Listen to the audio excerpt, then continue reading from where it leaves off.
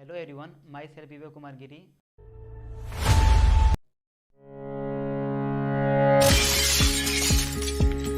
Hello everyone, myself Vivek Kumar Giri. आज का हमारा टॉपिक है सोलिबिलिटी ऑफ ड्रग्स।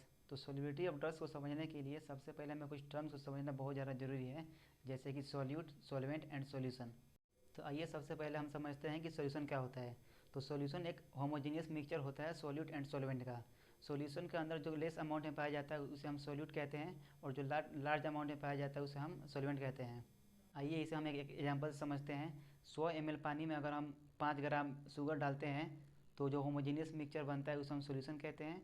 और यहाँ शुगर बहुत लेस अमाउंट में है तो इसे हम सॉल्यूट कहेंगे, और जो लार्ज अमाउंट में है वाटर उसे हम सॉल्वेंट कहते हैं। सॉल्यूशन जनरली 3 टाइप के होते हैं: saturated solution, super saturation solution and unsaturated solution. सबसे पहले हम बात करते हैं सैचुरेटेड सॉल्यूशन की। तो सैचुरेटेड सॉल्यूशन वो सॉल्यूशन होते हैं जिसमें एक सर्टेन टेम्परेचर पे मैक्सिमम अमाउंट ऑफ सॉल्यूट एक पार्टिकुलर सॉल्वेंट के अंदर हम डिजॉल्व कर सकते हैं। अब उसमें हम एक्स्ट्रा सॉल्यूट ऐड और नहीं कर सकते हैं। सेकेंड है अपना अनसैचुरेटेड सॉल्यूशन। अनसैचुरेटेड सॉल्यूशन वो सॉल्यूशन होता है जिसमें सॉल्यूट की मात्रा सैचुरेटेड सॉल्यूशन होने के लिए जितना सॉल्यूट की मात्रा चाहिए होती है उसके कंपैरिजन में कम होता है। जैसे एग्जांपल के लिए यदि हम एक सैचुरेटेड सॉल्यूशन बनाना है जिसमें कि 100 ml ऑफ वाटर में 10 ग्राम ऑफ सॉल्ट ऐड करना है, यहाँ हमारा 10 ग्राम जो सॉल्ट है वो सॉल्यूट के रूप में है। यदि हम 10 ग्राम से कम कम मात्रा में सॉल्यूट ऐड करते हैं तो वह हमारा अनसैचुरेटेड सॉल्यूशन कहलाएगा, और यदि हम 10 ग्राम से ज़्यादा सॉल्यूट उसमें ऐड करते हैं तो वह हमारा सुपर सैचुरेटेड सॉल्यूशन कहलाता है।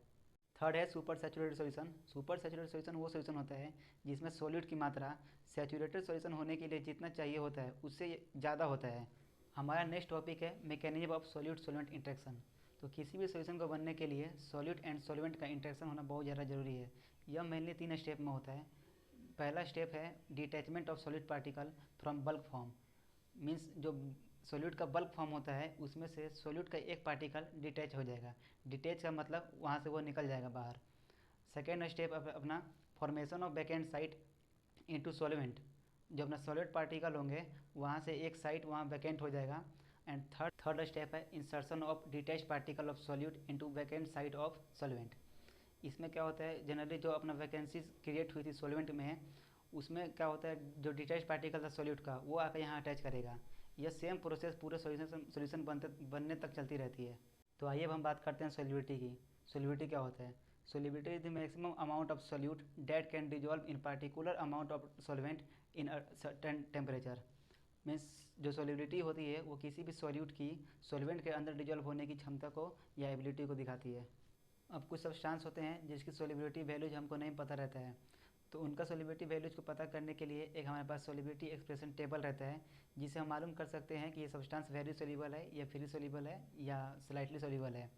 सोलिबिलिटी एक्सप्रेशन टेबल से हमें ये पता चलता है कि 1 पार्ट ऑफ सॉल्यूट को डिजॉल्व करने के लिए कितना पार्ट ऑफ सॉल्वेंट चाहिए हमें। जैसे कि वेरी सोल्यूबल के लिए हमें 1 पार्ट से भी कम सॉल्वेंट की आवश्यकता होती है। फ्रीली सोल्यूबल के लिए हमें 1 से 10 पार्ट ऑफ सॉल्वेंट चाहिए।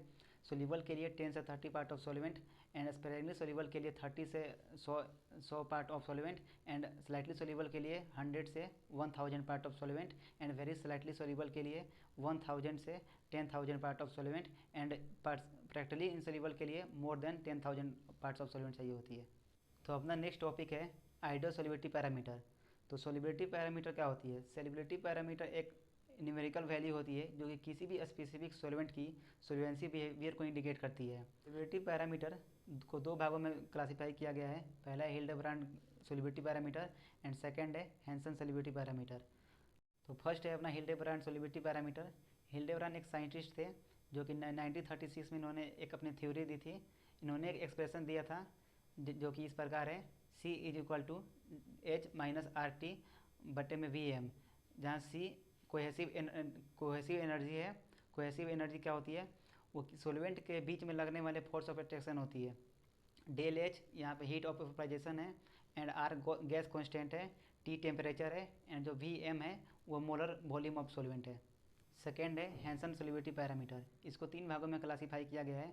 फर्स्ट है dispersion force component, second is hydrogen bond component, and third is polar component. इन्होंने एक फार्मूला दिया था जो कि इस प्रकार है: delta T square is equal to delta T square plus delta P square plus delta H square. यहाँ delta T total Hildebrand parameter है, and del H hydrogen bonding, and delta P polar component, and delta H hydrogen bonding component है। तो आइए हम बात करते हैं solution and association की। Solution is a phenomenon in which when we add solid particles into solvent, then the solvent particles surrounds the solute and make a complex. This complex is known as solution complex, and this whole process is known as solution.